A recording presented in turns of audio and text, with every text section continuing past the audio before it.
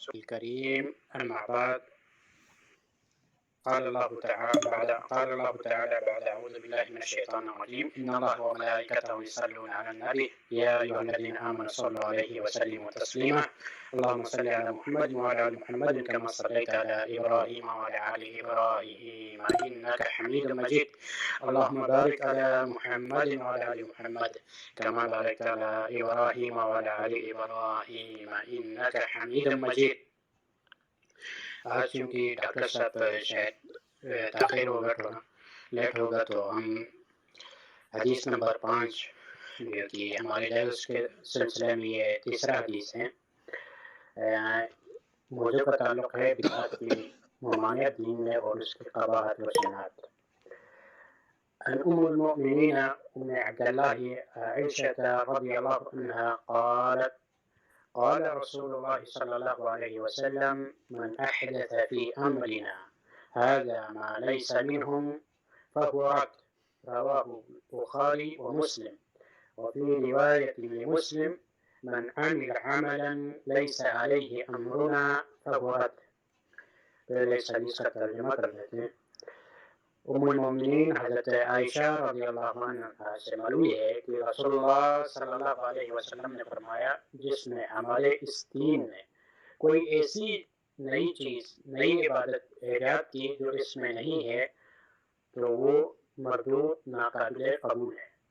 اس حدیث کو امام بخاری اور مسلم نے روایت کی ہے، اور امام مسلم کے ایک روایت کے الفاظ کچھ اس طرح ہے کہ من عمل عملا، جس نے کوئی ایسا عمل کیا، لیس علیہ امرنا، جو ہمارے طریقے کے مطابق نہیں ہے، فہو رد، پس وہ مردود ہے۔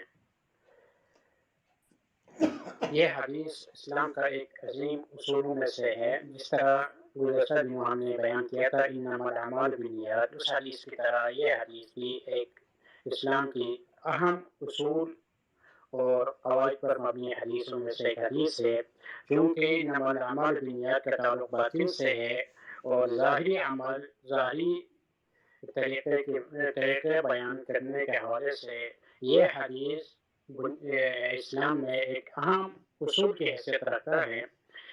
اس حدیث میں یہ بیان ہوا ہے کہ کسی بھی عمل کی قبولیت کے لیے اللہ تعالیٰ کے ہاں مقبول و منظور کے ہونے کے لیے اتباع رسول شرط ہے، آپ صلی اللہ علیہ وسلم کے طریقے کے مطابق ہونا شرط ہے۔ اس حدیث میں یہ بیان ہوا ہے کہ دین میں بدعت ہرگز ناجائز اور حرام ہے، اور اس عمل کا وہ عمل بھی ناجائز ہے جس میں شریعت میں کوئی اساس نہ ہو۔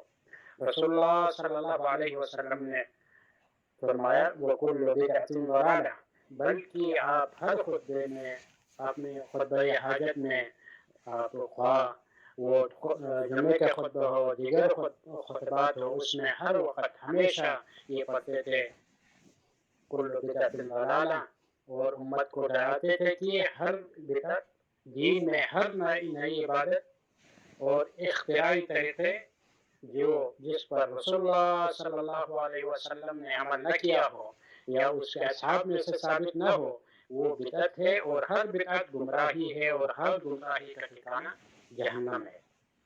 اس حدیث میں اس بات کی بھی دلیل ہے کہ دین اسلام مکمل ہو چکا ہے، اور اب اس میں کسی طرح کے اضافے کی گنجائش نہیں ہے۔ بدعت ہر حال میں مردود ہے، دین اسلام میں بدعت کی کوئی گنجائش نہیں ہے، اور جو لوگ بدعت کو حسنہ اور سیئہ میں تقسیم کرتے ہیں ان کے پاس قرآن حدیث سے کوئی دلیل نہیں ہے۔ یہاں بدعت لفظ نکرہ آیا ہے۔ نکرہ جیسا کہ عربی قواعد میں سیاق میں عموم النکرہ فی سیاق العموم، النکرہ تفید العموم، نکرہ جب آتا ہے تو وہ عام ہوتا ہے، وہ خاص نہیں ہوتا۔ لہذا عمومی طور پر، عام طور پر جو بھی دین میں کوئی نئی طرح کی عبادت، نئی چیز پیدا کرے دین میں عبادت کے نام پر، تو وہ بدعت ہے، اور بدعت دین میں حرام ہے۔ اس حدیث سے یہ بھی معلوم ہوتا ہے کہ رسول اللہ صلی اللہ علیہ وسلم اپنے امت کے بارے میں نہایت ہی شفیق اور مہربان خیر خواہ ہیں، اور انہوں نے امت کو ہر اس چیز سے ڈرایا جس سے جو اعمال کی بربادی یا اس کے عدم قبولیت کا سبب بنتے ہو۔ رسول اللہ صلی اللہ علیہ وسلم نے ان دونوں احادیث میں ہمیں واضح طور پر فرمایا کہ عبادت وہی ہے جو مقبولیت کے لیے شرط وہی ہے جو ہمارے طریقے کے مطابق ہو، رسول اللہ صلی اللہ علیہ وسلم کے طریقے کے مطابق ہو۔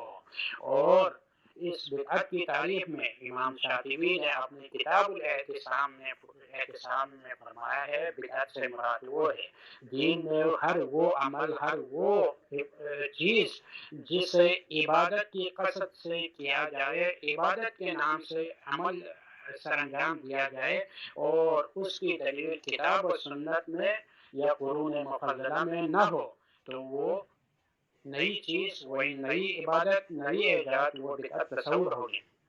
یہاں پر ایک اہم اصول بیان کر کے اپنی بات کو ختم کرنا چاہتا ہوں۔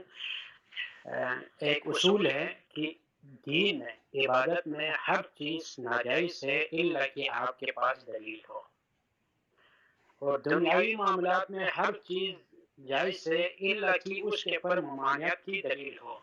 جیسے ایک دفعہ ایک آدمی آیا مسجد نبوی میں، امام مالک کے دور میں تھا، ایک آدمی آ کے اس نے فجر کے بعد 2 رکعت وہاں نفل شروع کی، تو امام مالک نے فرمایا اس سے منع کی نماز نہ پڑھیں، نفل یہاں اپنے فجر کی جب نفل پڑھ لیا، اب فجر کے بعد سورج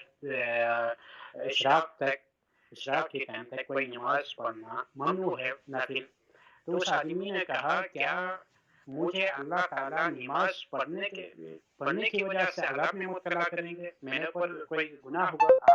آپ رضی اللہ عنہ امام مالک رحمۃ اللہ علیہ نے فرمایا تجھے نماز پڑھنی بلکہ سنت کی مخالفت پر اللہ کی پکڑ آئے گی، اللہ تجھے اس کی سزا دے گا کہ تم نے سنت کی مخالفت کی۔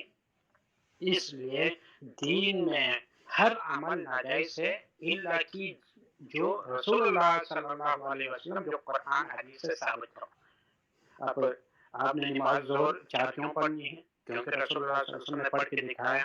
اور رمضان کا روزہ اتنا کیوں ہے؟ رسول اللہ صلی اللہ علیہ وسلم نے رکھ کر دکھایا، تشریح کر کے دکھایا۔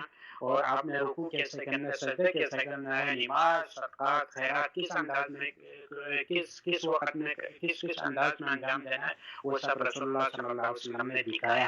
اب ایک آدمی کہے بھائی میں 4 کے بجائے 5 پڑھتا ہوں، میں فجر کی 2 رکعت سنت کے بجائے 4 رکعت پڑھتا ہوں، تو یہ چیزیں جائز نہیں ہے جب تک اس کا ثبوت قرآن حدیث سے نہ ہو۔ دنیاوی طور پر ہر چیز حلال ہے الا کہ جس کی حرمت شریعت سے ثابت ہو۔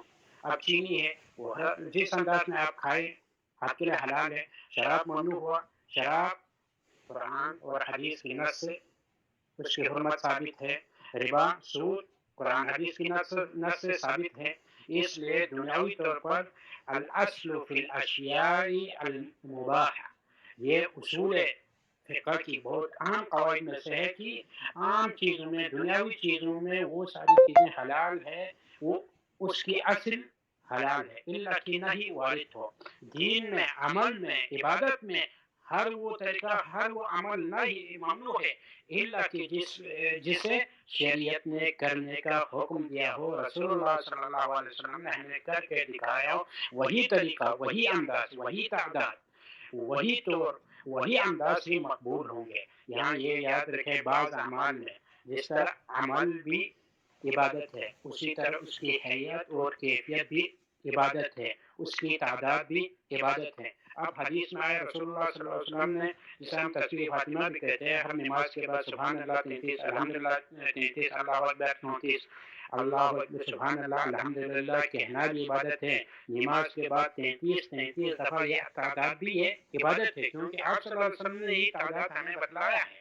آپ عام حالت میں جتنا چاہے تسبیح بیان کرے، تحلیل، تمجید بیان کرے، لیکن جب آپ ایک مخصوص عبادت کر رہے ہو تو اس وقت تعداد بھی وہی انداز میں آپ نے اختیار کرنا ہے جو رسول اللہ صلی اللہ علیہ وسلم نے اختیار کیا ہے اور عمل کر کے ساتھ ہمیں دکھلایا ہے اور ہمیں اس طرح سر انجام دینے کا، عمل کرنے کا حکم دیا ہے۔ لہذا حیت اور کیفیت اور کام عبادت کی اصل بھی آپ صلی اللہ علیہ وسلم سے ثابت ہونا ضروری ہے۔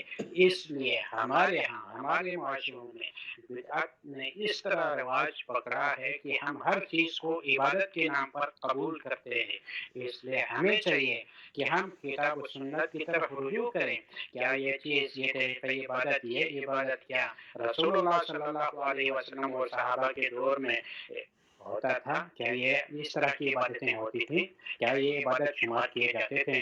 اس لیے امام مالک نے فرمایا لن تصلح آخر هذه الامة الا بما صلحت بها اولہ، اس امت کا آخری دور میں آنے والے لوگ، پچھلے آنے والے لوگ، جب تک وہ اس کے اول امتین کے یعنی صحابہ اکرام کے طریقے پر نہیں چلیں گے، کامیاب نہیں ہوں گے۔